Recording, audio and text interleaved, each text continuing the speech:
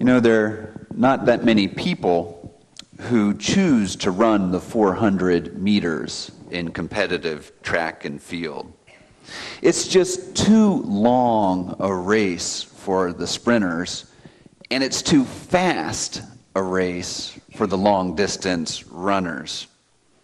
So people tend to either the sprints or the long races, but the 400 meters is kind of in between for many runners, and so not many choose that particular event. One person who loves the 400 meters is Bryshawn Nellam. He's a native of Los Angeles, and at the age of 15, he held the world record in the 400 meters for his age group.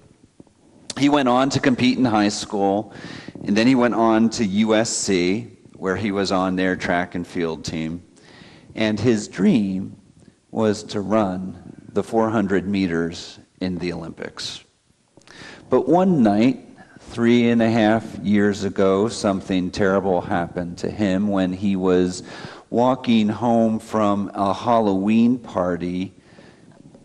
Inexplicably, two men, they're thought to have been gang-related, jumped out of a car and with a shotgun shot Bryshawn in the legs.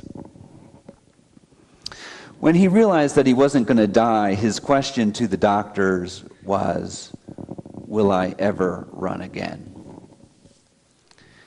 In 12 days, the opening ceremonies of the Olympic Games will take place. Thousands of athletes from over 200 countries will be gathering, and they're going to be competing in track and field, gymnastics, swimming, badminton, equestrian events, soccer, basketball, and others. Qualifying for the U.S. Olympic team is a huge challenge. It takes years of training. And over the past 18 months, there have been these special Olympic trials that have been held. You might have read about the swimming trials up in Omaha, gymnastics in St. Louis, and track and field was in Eugene, Oregon. Only the fastest and the strongest make the team. One phenom, Dara Torres, who is in her mid-40s, has been in the Olympics 5 times, and she was vying for her 6th Olympics in swimming, and she missed the Olympic team by 1/10 of a second. As for the runner Bryshawn Nellam, he's had 3 surgeries, and over the past 44 months, he's been rehabbing and training to work through the pain of first walking and then jogging and then running. And then on June 24th, at the U.S. Track and Field Olympic Trials in Eugene, he posted his personal best time in the 400 meters of 44.8 seconds. It was good enough to earn him the 3rd and final slot on the U.S. Olympic team to run in the 400 meters. Reading about the Olympics just made me think a little bit about the similarities and the differences between being an Olympic athlete and being a Christian. There are a lot of similarities. Both Olympians and Christians lead lives of striving. Both follow sets of ideals. In their best forms, both Olympians and Christians cheer each other on.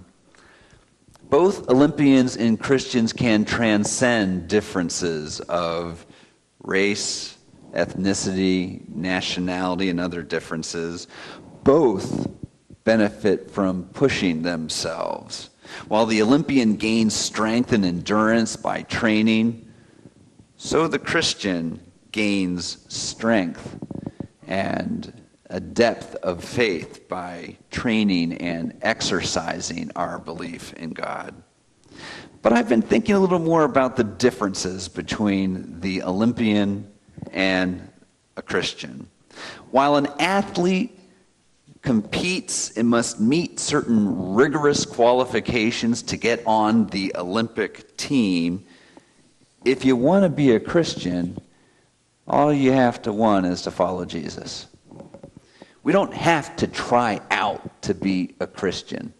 There aren't limited number of spaces on the Christian team so that if I make it, I'm bumping Holly off or someone else. There are no minimum distances or speeds that you have to do, which is not to say that one doesn't wrestle and perhaps struggle at times in the Christian life. It's not to say that there aren't challenges being a Christian, but anyone can be a follower of Christ.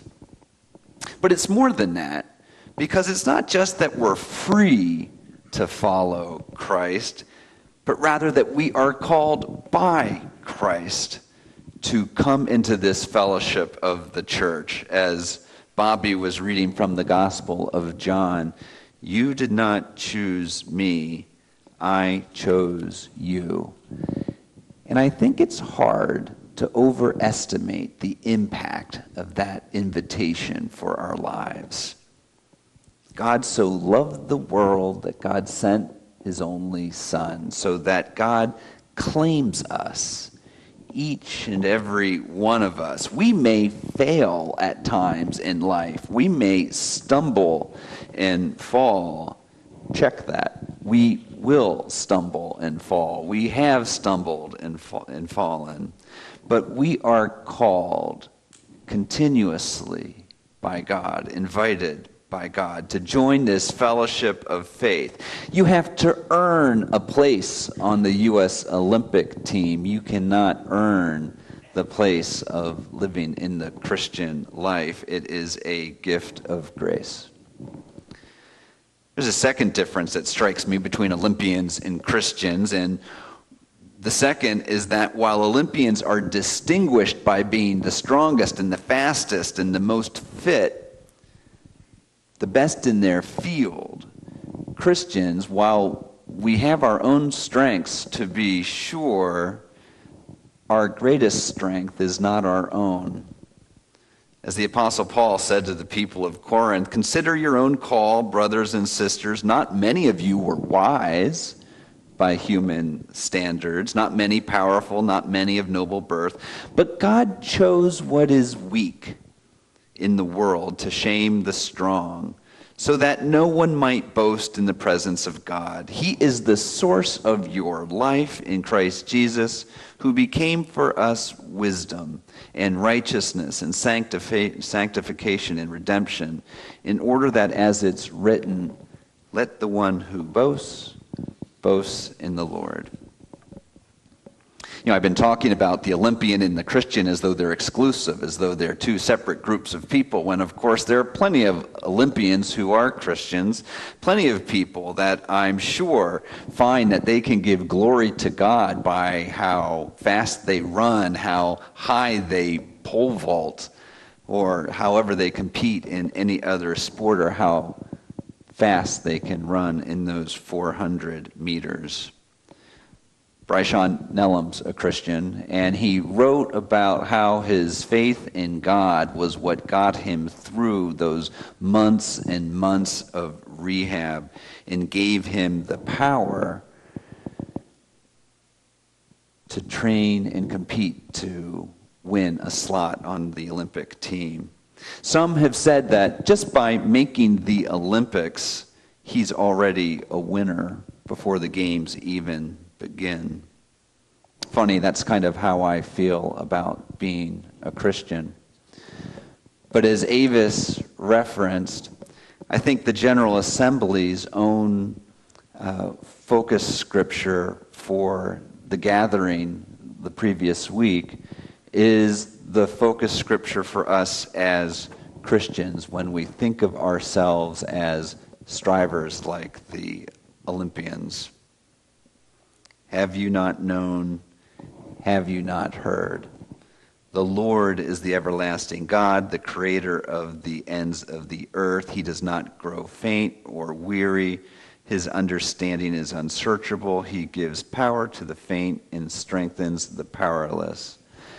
Those who wait on the Lord shall renew their strength. They shall mount up with wings like eagles. They shall run and not be weary. They shall walk and not faint.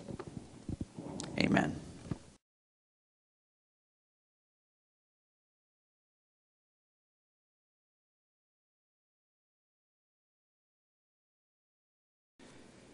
The Gospel reading of John 15, 14 through 16 is our first scripture today. Listen for the word of the Lord. You are my friends if you do what I command you. I do not call you servants any longer, because the servant does not know what the master is doing. But I have called you friends, because I have made known to you everything that I have heard from my Father. You did not choose me, but I chose you, and I appointed you to go and bear fruit that will last, so that the Father will give you whatever you ask him in my name.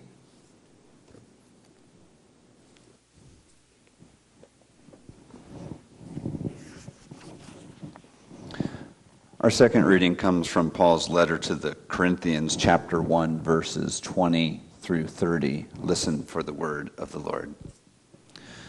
Where is the one who is wise? Where is the scribe? Where is the debater of this age?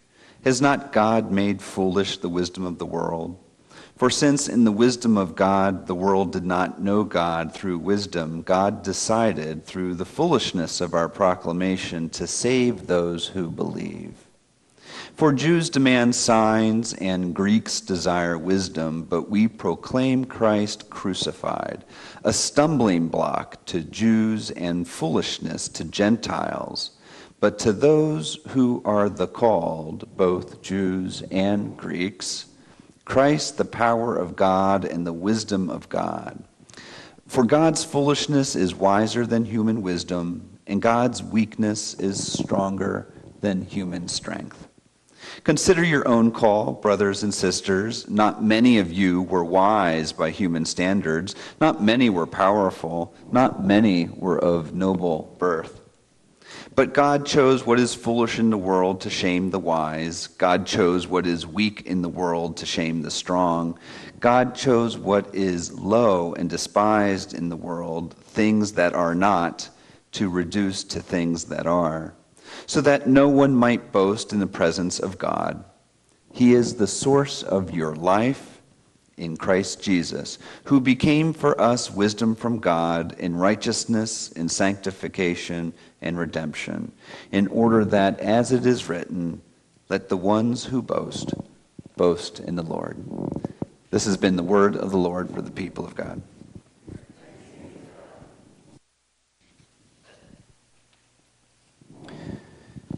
You know, there are not that many people who choose to run the 400 meters in competitive track and field. It's just too long a race for the sprinters, and it's too fast a race for the long-distance runners. So people tend to either the sprints or the long races, but the 400 meters is kind of in between for many runners, and so not many choose that particular event. One person who loves the 400 meters is Bryshawn Nellam. He's a native of Los Angeles, and at the age of 15, he held the world record in the 400 meters for his age group. He went on to compete in high school, and then he went on to USC, where he was on their track and field team. And his dream was to run the 400 meters in the Olympics. But one night, 3.5 years ago, something terrible happened to him when he was walking home from a Halloween party Inexplicably, two men, they're thought to have been gang-related, jumped out of a car and with a shotgun shot Bryshon in the legs. When he realized that he wasn't going to die, his question to the doctors was, "Will I ever run again?"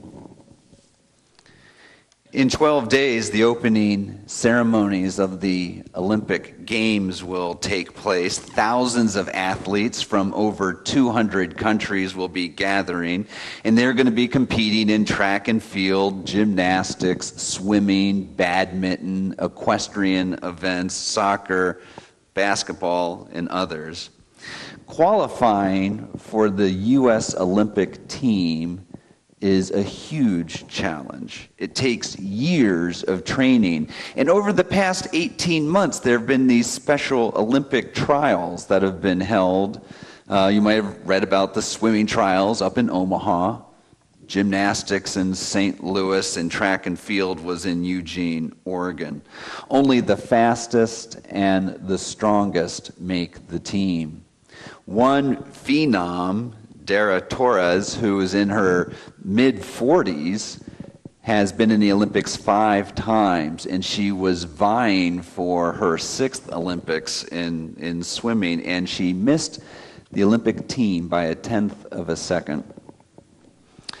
As for the runner Bryshon Nelum, he's had 3 surgeries, and over the past 44 months, he's been rehabbing and training to work through the pain of first walking and then jogging and then running. And then on June 24th, at the U.S. Track and Field Olympic Trials in Eugene, he posted his personal best time in the 400 meters of 44.8 seconds. It was good enough to earn him the 3rd and final slot on the U.S. Olympic team to run in the 400 meters.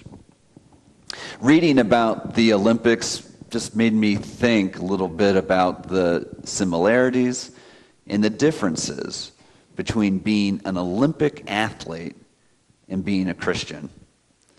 There are a lot of similarities. Both Olympians and Christians lead lives of striving. Both follow sets of ideals. In their best forms, both Olympians and Christians cheer each other on.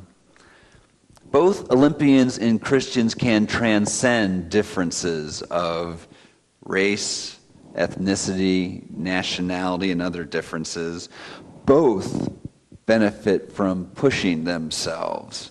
While the Olympian gains strength and endurance by training, so the Christian gains strength and a depth of faith by training and exercising our belief in God. But I've been thinking a little more about the differences between the Olympian and a Christian. While an athlete competes and must meet certain rigorous qualifications to get on the Olympic team, if you want to be a Christian, all you have to want is to follow Jesus. We don't have to try out to be a Christian.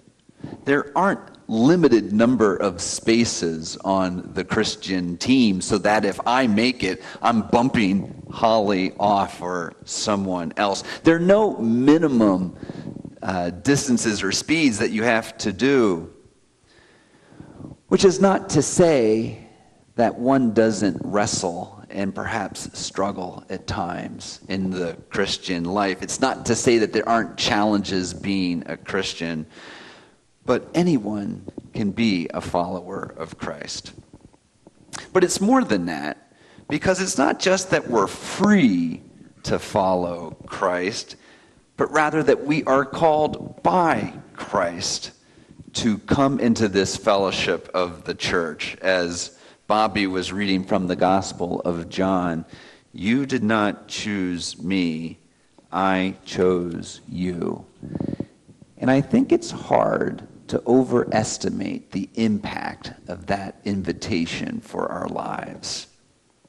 God so loved the world that God sent his only Son, so that God claims us, each and every one of us. We may fail at times in life. We may stumble and fall. Check that. We will stumble and fall. We have stumbled and fallen.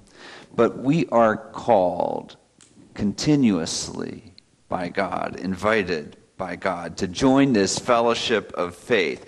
You have to earn a place on the U.S. Olympic team. You cannot earn the place of living in the Christian life. It is a gift of grace. There's a second difference that strikes me between Olympians and Christians, and the second is that while Olympians are distinguished by being the strongest and the fastest and the most fit, the best in their field, Christians, while we have our own strengths to be sure, our greatest strength is not our own. As the Apostle Paul said to the people of Corinth, "Consider your own call, brothers and sisters. Not many of you were wise by human standards, not many powerful, not many of noble birth, but God chose what is weak in the world to shame the strong, so that no one might boast in the presence of God. He is the source of your life in Christ Jesus, who became for us wisdom and righteousness and sanctification and redemption, in order that, as it's written, let the one who boasts in the Lord." You know, I've been talking about the Olympian and the Christian as though they're exclusive, as though they're two separate groups of people, when of course there are plenty of Olympians who are Christians, plenty of people that I'm sure find that they can give glory to God by how fast they run, how high they pole vault, or however they compete in any other sport, or how fast they can run in those 400 meters.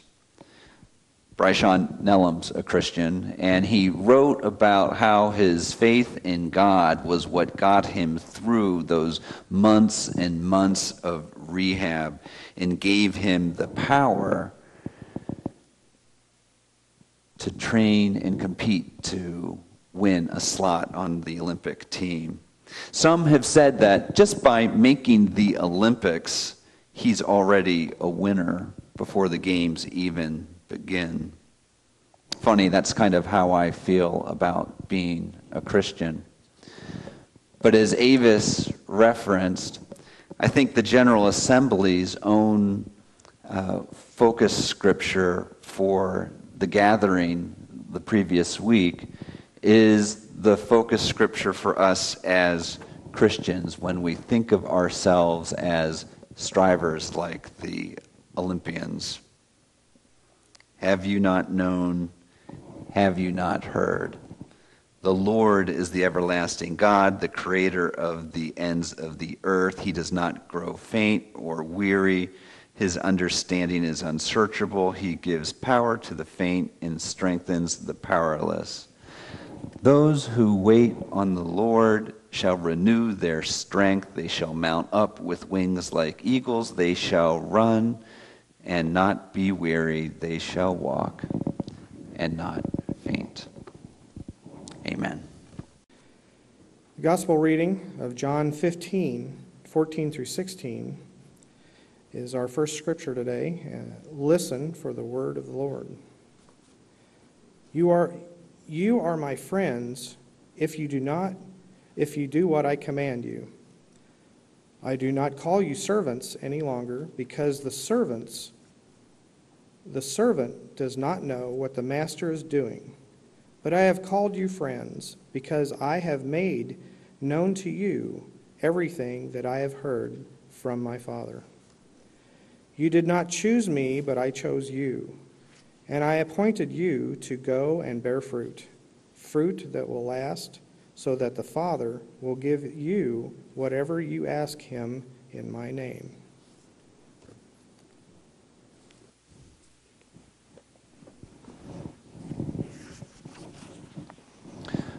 Our second reading comes from Paul's letter to the Corinthians, chapter 1, verses 20 through 30. Listen for the word of the Lord. Where is the one who is wise? Where is the scribe? Where is the debater of this age? Has not God made foolish the wisdom of the world? For since in the wisdom of God the world did not know God through wisdom, God decided through the foolishness of our proclamation to save those who believe. For Jews demand signs and Greeks desire wisdom, but we proclaim Christ crucified, a stumbling block to Jews and foolishness to Gentiles. But to those who are the called, both Jews and Greeks, Christ the power of God and the wisdom of God. For God's foolishness is wiser than human wisdom, and God's weakness is stronger than human strength. Consider your own call, brothers and sisters. Not many of you were wise by human standards. Not many were powerful. Not many were of noble birth. But God chose what is foolish in the world to shame the wise. God chose what is weak in the world to shame the strong. God chose what is low and despised in the world, things that are not, to reduce to things that are, so that no one might boast in the presence of God. He is the source of your life in Christ Jesus, who became for us wisdom from God in righteousness, in sanctification, and redemption, in order that, as it is written, let the ones who boast, boast in the Lord. This has been the word of the Lord for the people of God.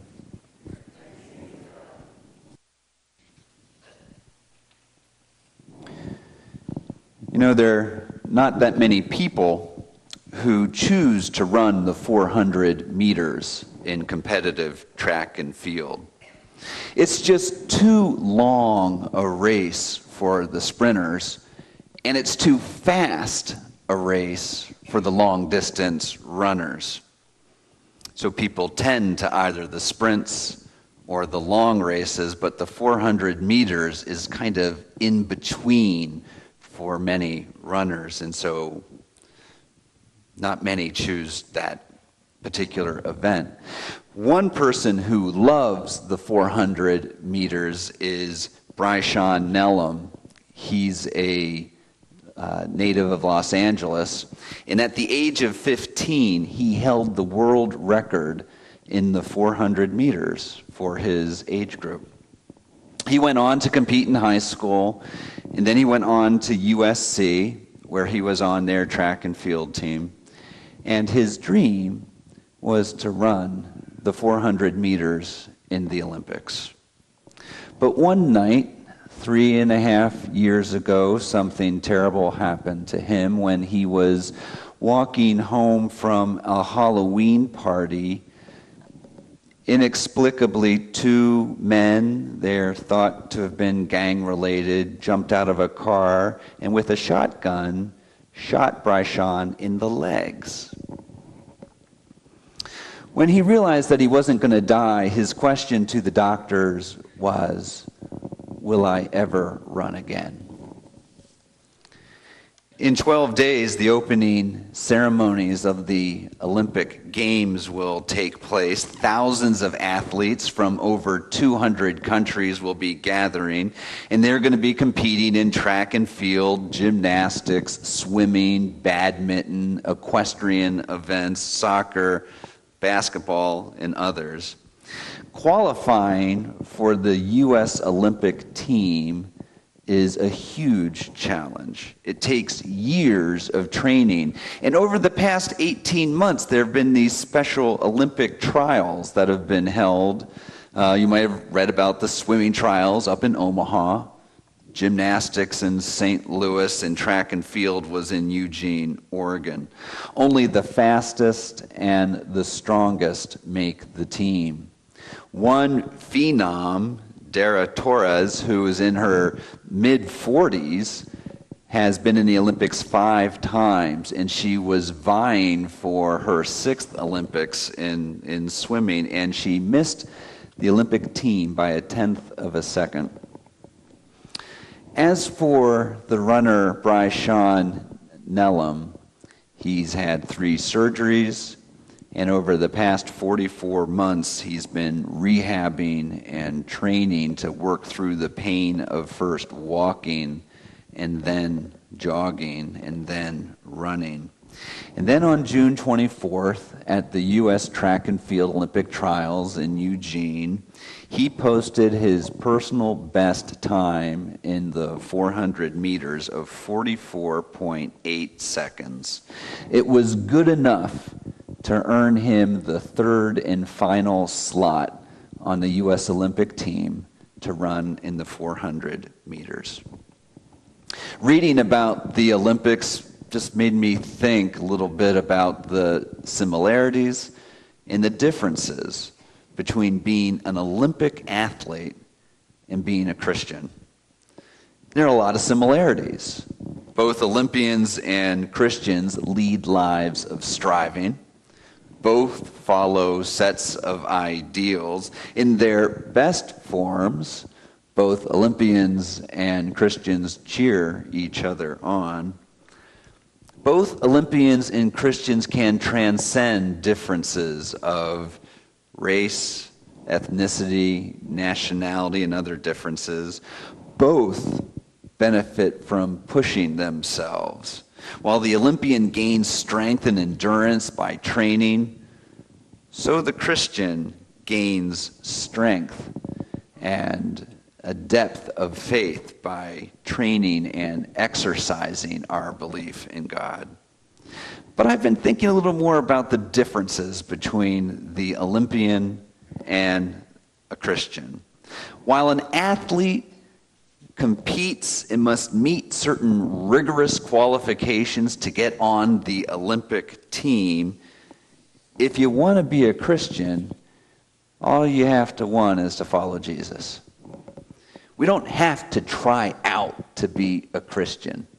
There aren't limited number of spaces on the Christian team so that if I make it, I'm bumping Holly off or someone else. There are no minimum distances or speeds that you have to do, which is not to say that one doesn't wrestle and perhaps struggle at times in the Christian life. It's not to say that there aren't challenges being a Christian, but anyone can be a follower of Christ. But it's more than that, because it's not just that we're free to follow Christ, but rather that we are called by Christ to come into this fellowship of the church. As Bobby was reading from the Gospel of John, "You did not choose me, I chose you." And I think it's hard to overestimate the impact of that invitation for our lives. God so loved the world that God sent his only Son, so that God claims us, each and every one of us. We may fail at times in life. We may stumble and fall. Check that. We will stumble and fall. We have stumbled and fallen. But we are called continuously by God, invited by God to join this fellowship of faith. You have to earn a place on the U.S. Olympic team. You cannot earn the place of living in the Christian life. It is a gift of grace.